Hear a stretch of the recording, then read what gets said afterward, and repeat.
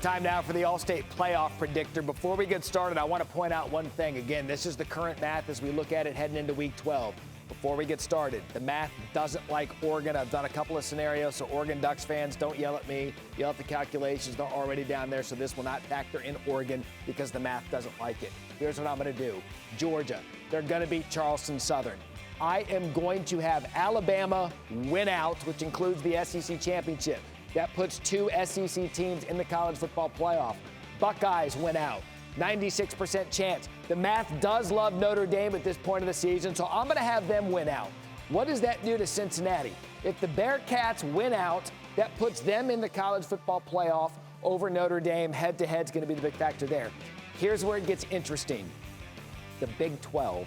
Let's say Oklahoma wins out. That would be a win against Oklahoma State, potentially two in the Big Ten championship.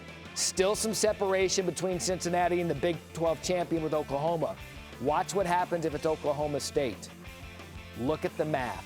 Goes from 53% to 49%, which would all but mean it would be a committee decision. If it goes to the metrics at this point, Oklahoma State would have the advantage in strength of schedule. 41% or 41 in the country to Cincinnati's 102. That's the scenario Cincinnati does not want to have happen. Right now, they would want to be Oklahoma Sooners fans because the math favors the Bearcats at that point of getting into the college football playoff. As we welcome in our David Pollack, who was in Columbus this weekend for a little college game day. Pollack, good afternoon.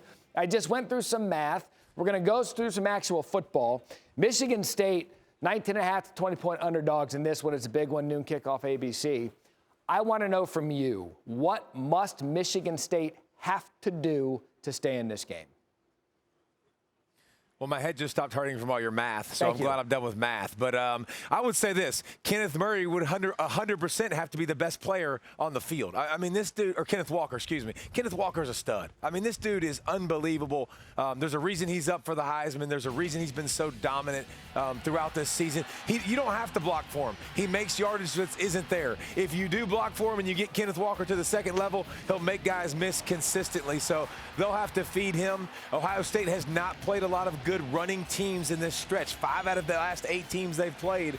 You talk about an awful rushing teams in the 100 out of 130 teams in the country. So it would have to be a lot of Kenneth Walker early, often, all the time. And that could set up Peyton Thorne to pop the big play. You know, they've got the running back. He could certainly boost his Heisman campaign. Gigantic noon kickoff tomorrow between Ohio State and Michigan State. Let's go to the Pac-12 now. You've got Oregon and Utah. Based on the sports book, Oregon is actually an underdog in this game. They're about a 3.5-point underdog on the road. Tough place to play in Salt Lake City. Oregon, they're kind of on the outside looking in according to the math for the playoff. What do they need to do to, I guess, pull off the upset against Utah? Yeah, according to your fancy numbers, Matt, they might as well not even show up. They might as well quit the rest of the season, just forfeit. Yeah. Everybody can go ahead and opt out. But listen, Oregon has the best win of anybody, right? They still have the feather in their cap for beating Ohio State early in the season, coming to the horseshoe. That's going to play out big time. They got to beat Utah, and they're going to have to beat Utah twice. Utah's physical. What does Oregon become? They're a team last couple weeks rushing for over 300 yards a game. Anthony Brown can do it at the quarterback spot. They have to run the football, stay consistent with this run game because it's been what makes them best. They're not a down the field passing attack. They can run the football all different ways with the quarterback run game. So I look at Oregon. I give them a really good chance, actually. I give them a better than 3% chance of running the table like your numbers did. I think they're playing their best ball right now. Utah is going to have something to say about that, but Utah's playmakers better make some plays on the outside against Oregon's defense. You know, for someone who hates math so much, you obviously waxed a lot of poetic on the percentage chances there. And by the way, it's not my math. It's FPI's number 1. Number 2, do you know what? Sure, math. Do you know what pi is? Pi? 3.14. Oh, I thought he was going to go with, it's pumpkin, it's apple, it's strawberry. All right, Pollack, you're smarter than you look. You just put it in the math context. Come on. Yeah, the big dumb meathead. Yeah, that's right. Take that. Yeah. Sucker. Go back to your numbers. Go back to the board. Sage, take it away. Go talk some baseball, Sage. Thank you, Pollack. Thanks for watching ESPN on YouTube. For live streaming sports and premium content, subscribe to ESPN+.